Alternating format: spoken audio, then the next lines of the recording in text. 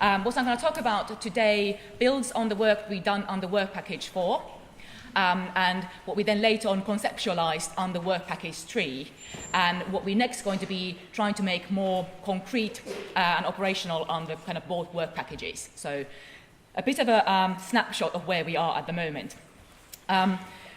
Green economy is basically an economy that should result in improved human well-being, social equity, and also significantly reduce environmental risks and ecological scarcities. That's green economy.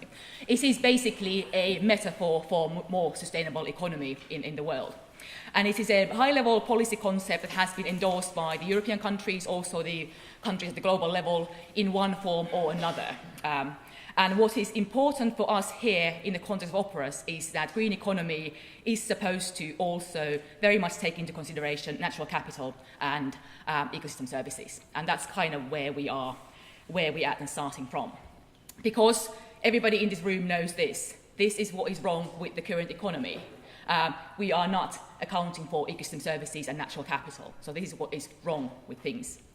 And what we'd like to argue, and what we basically are saying in the context of operas, is that one of the key reasons why the situation is as it is because we are not taking ecosystem services into account when we are developing and implementing our sectoral policies. And we know this by fact because in the context of Work Package 4, what we've done is we looked at the EU level policies, all the sectoral ones that govern our resource use, and came to the conclusion that conceptual level, fine, policies have endorsed this concept, but in terms of implementation, there actually are now hardly any instruments that would pick up this concept and these ideas. So that is what is wrong at the moment.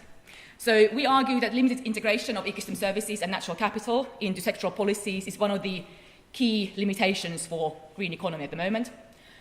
You flip that around and you come up with a solution, of course.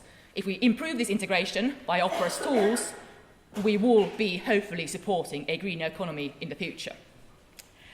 And that's kind of what we want to do next. We want to be able to help the decision makers to achieve this, to achieve a true green economy where all the ecosystem services have been picked up in the economic and socioeconomic realm through different kinds of tools, different kind of ecosystem service knowledge.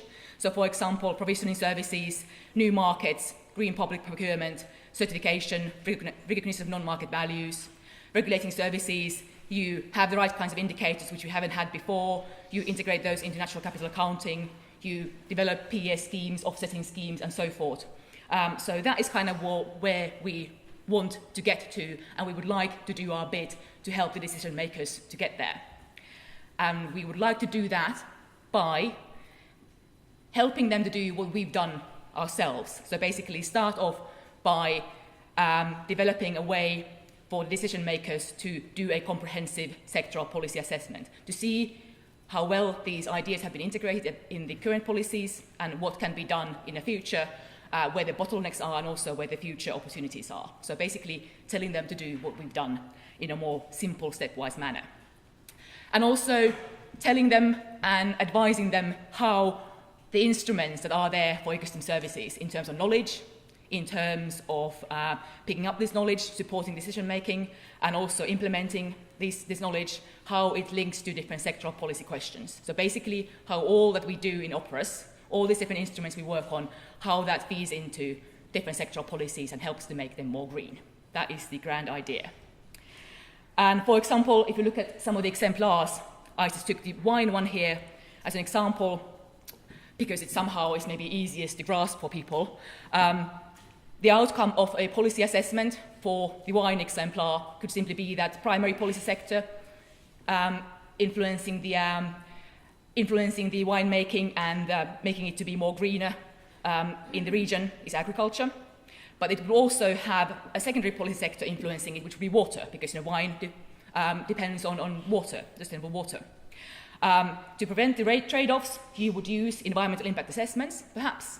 And of course, to pick up the win-wins, make it more sustainable, you would maybe use certification schemes or PES for water provisioning.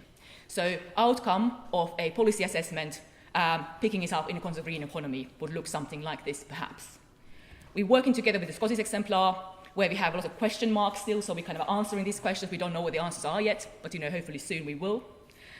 And I said the idea now is to take these ideas, what we've done before, turn them into a toolkit that can be operationalized by policymakers at different levels, local, regional, and national. And we developed a wireframe for that, and we'll be continuing with that this year. Thank you.